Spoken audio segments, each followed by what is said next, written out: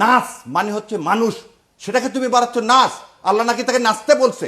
এত বড় দুঃসাহস অগাছির দেয়, আর আপনি একজন মুসলমান বলে এটা আপনি মেনে নেন, এটাকে আপনি মব বলেন। তাহলে আপনার ইমানটা কোন জায়গায়? জি, আপনার ইমানটা কোন জায়গায় না আগে বলেন আপনারা। যে এই দেশের মুসলিম জনগণ যেখানে 90%, সেখানে একটা মানুষ এরকম করতে পারে জারিগানের নামে? কারণ জারিগানের আর সাবজেক্ট নাই। মানুষের সুন্দর মেয়েকে তুলে নিয়ে গেলেন আপনি, কৃত্রিমভাবে কালোবাজারি করে বাংলাদেশে দুর্ভিক্ষ করলেন, এবং তখন তার মন্ত্রীদের নাম আসলো বোতল মন্ত্রী। কারণ তখন তারা ড্রিঙ্ক করে পড়ে থাকতো, আর দেশের মানুষ না খেয়ে মারা যেত। দেশের মানুষ জাল দিয়ে নিজের লজ্জা নিবারণ করত। সেটা মব, 36শে জুলাই মব না। যে জাজমেন্ট দিয়ে যে জজ জুডিশিয়াল কিলিং করে, তাকে আপনি কিভাবে সরাবেন? বললেন প্রসিডিওরের কথা, প্রসিডিওরকে অনেক আগে হত্যা করে ফেলে দিয়েছেন। প্রসিডিওরের কথা ওই যে বলে না, তোমার বিচার করব যারা, আজ জেগেছে সেই জনতা।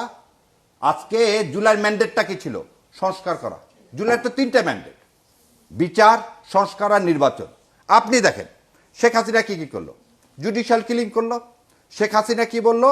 যে 57 জন মিলিটারি অফিসারকে হত্যা করলো, করে বললো যে খালেদা জিয়ার বাড়ি ঘুরে ওখানে ফ্ল্যাট করে 57 জন অফিসারদেরকে দেওয়া হবে।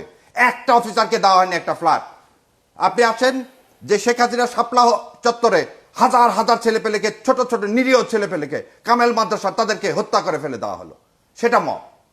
আপনি আসেন, সে কি করলো? মিথ্যাচারী দিয়ে শেখ সাহেবের মতো একটা নিকৃষ্ট মানুষকে নবী পর্যায়ে নিয়ে যাওয়ার চেষ্টা করলো। সেটা মব। আর এই শুরু হলো কোথা থেকে? 32 থেকে।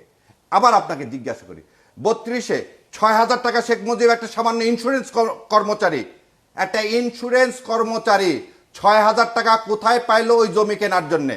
দোতলা বাড়ি করার কোথায় টাকা পাইলো? পাকিস্তান সরকার থেকে টাকা নিয়ে সেই দোতলা বাড়ি করলো। এই মিথ্যাচার, এটার নাম মব।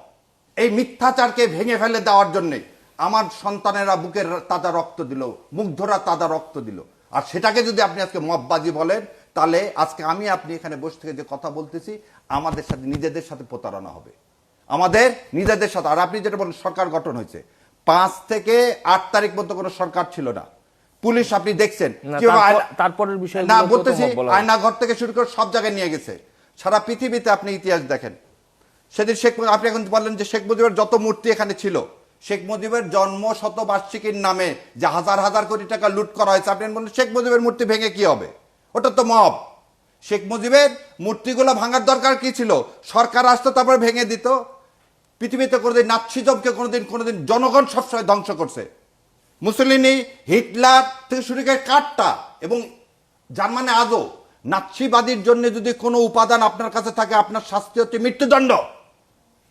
যে আতুর ঘর 32, সে আতুরকে ভেঙে দেওয়ার কথা আপনি মব বলেন কিভাবে? জি, আপনি যে বললেন একটু না, তারপরে কথা দাঁড়ান। আপনারা বলতেছেন কি যে জামিন হচ্ছে না, তার মানে আজকে রেফাত সাহেব বাংলাদেশের প্রধান বিচারপতি, তার বাবার নাম কি? সৈয়দ ইশতিয়াক সাহেব, যিনি তত্ত্বাবধায়ক ব্যবস্থা বিল রচনা করে দিয়েছিলেন।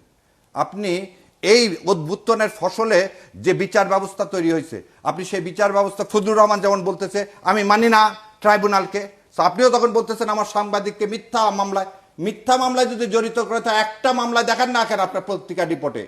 আপনার এই যে আজকে এই কথা প্রসঙ্গে 71-এ আমাদের মতো লোককে করে ডাকা হতো না। আমাদের মতো লোকের নিষিদ্ধ ছিল 16টা টিভি স্টেশনে। আমরা গত 15 বছর নিষিদ্ধ ছিলাম। কথা বলা তো দূরে থাক, ওইসব টিভি স্টেশনের জীবনে দেখাই হতো না। এই ছিল। তারা পালালো কেন? শ্যামলরা পালালো কেন? আমি আর জাতির সামনে আরো একটা কথা বলে দিই, যে শেখ হাসিনা আসার 13 দিনের মাথায় জিয়াউর রহমানকে হত্যা করা হলো, এবং শেখ হাসিনা সেদিন কেন আখাউড়া দিয়ে ইন্ডিয়াতে পালায় যেতে চাইছিল? কেন? আজকে আপনারা এইসব কথা বলেন না। আপনারা ছাত্রদের যে ভূমিকা, সেই ভূমিকাকে অস্বীকার করে এটাকে মব বানার ষড়যন্ত্র কেন আছে? তৌহিদি জনতা, আমরা 3 জন তৌহিদি জনতা না? আমার আপনার না আল্লাহ সম্পর্কে যখন কেউ বাজে কথা বলে, কেন লালন সাহেব তো কোনো গান নিয়ে খাঁচার মধ্যে অচিন পাখি, কেউ কোনো কথা বলছে?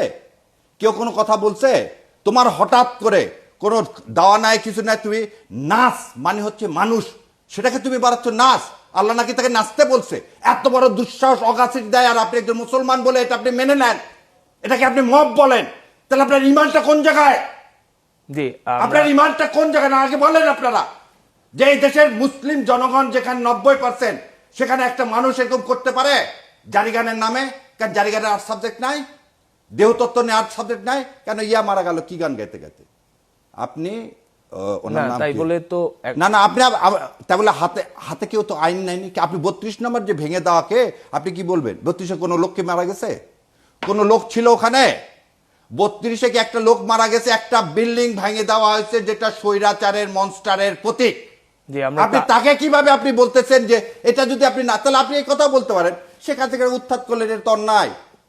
আপনি তো এটাও বলতে পারেন যে পুলিশের গাড়ির সামনে বুক পেতে দিচ্ছে, এটা অন্যায়, আইন শৃঙ্খলা আপনি নিজের হাতে তুলে নিছেন। আপনি তো এটাও তো বলতে, ছোট ছোট বাচ্চারা যে হাতে লাঠি নিয়ে যে রাস্তায় বেরোচ্ছে, এটাও তো অন্যায়। জি। অন্যায় না, অদ্ভুতানের সময় অনেক কিছু অন্যায় না, শাহরিয়ার ভাই আপনাকে সেটাকে ওইভাবে ধন্যবাদ। আমরা interpret কাজী করা যাবে না।